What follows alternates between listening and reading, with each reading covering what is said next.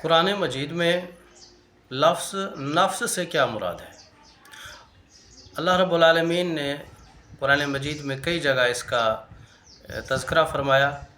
مثلاً کچھ آیات ہیں، ہم اس کے حوالے سے سمجھنے کی کوشش کریں گے۔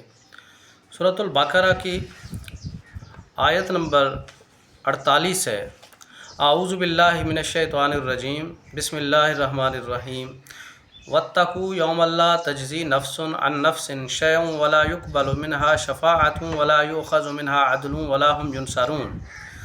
ترجمہ: اس دن سے ڈرتے رہو جب کوئی نفس کسی کو فائدہ نہ دے سکے گا، اور نہ ہی اس کی بابت کوئی سفارش قبول ہوگی، اور نہ کوئی بدلہ اس کے عوض لیا جائے گا، اور نہ وہ مدد کیے جائیں گے۔ یہاں پر نفس عن نفس یعنی کوئی نفس دوسرے نفس کے کام نہ آئے گا، کوئی نفس دوسرے نفس کا بدلہ نہ چکائے گا۔ یہاں پر نفس سے مراد ایک انسان ہے یا جاندار ہے۔ اب ہم اسی طرح کی ایک اور آیت لیتے ہیں۔ سورۃ آل عمران کی آیت نمبر 281 میں ارشاد فرمایا، واتقوا یوما ترجعون فیہ الی اللہ ثم توفی کل نفس ما کسبت وہم لا یظلمون۔ ترجمہ ہے، اور اس دن سے ڈرو جس میں تم سب اللہ کی طرف لوٹائے جاؤ گے، اور ہر شخص کو اس کے اعمال کا پورا بدلہ دیا جائے گا، اور ان پر ظلم نہیں کیا جائے گا۔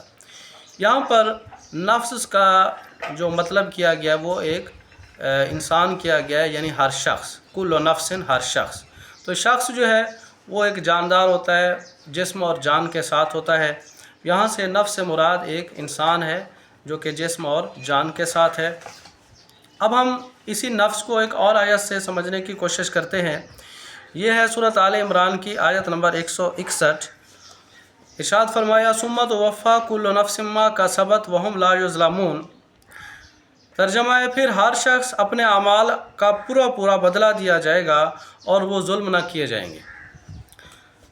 یہاں پر آپ دیکھیں کہ اکثر علماء نے نفس کا ترجمہ ہر شخص کیا ہے۔ تو شخص آپ سمجھتے ہیں کہ شخص کس کو کہا جاتا ہے؟ ہر اس آدمی کو جو جسم اور جان کے ساتھ ہوتا ہے۔ تو یہاں سے بھی ہم یہ مراد لیتے ہیں کہ زندہ آدمی کو نفس کہا گیا ہے۔ پھر ہم ایک اور آیت دیکھتے ہیں۔ وہ آیت ہے سورہ لقمان کی آیت نمبر 34، آخری آیت ہے۔ ارشاد فرمایا، وما تدری نفس بأی ارض تموت ان اللہ علیم خبیر۔ اور فرمایا، کوئی نفس نہیں جانتا کہ کس زمین پر اس کو موت آئے گی، بے شک اللہ علیم خبیر ہے، علم والا، خبر والا ہے۔ تو یہاں پر بھی نفس لفظ آیا ہے، اور نفس سے مراد جو ہے یہ انسان ہی ہے، کیونکہ کسی نفس کو یہ پتہ نہیں ہے کہ وہ کس زمین پر اس کو موت آئے گی، تو اس سے مراد بھی ایک نفس ہے۔ اب ہم اسی طرح کی ایک اور آیت دیکھتے ہیں۔ وہ سورۃ الانفطار کی آیت نمبر ہے 5۔ ارشاد ربانی ہے، فرمایا، علمت نفس ما قدمت واخرت۔ علمت جان لے گا، نفس ما قدمت جو اس نے آگے بھیجا، واخرت یا جو پیچھے چھوڑا ہے۔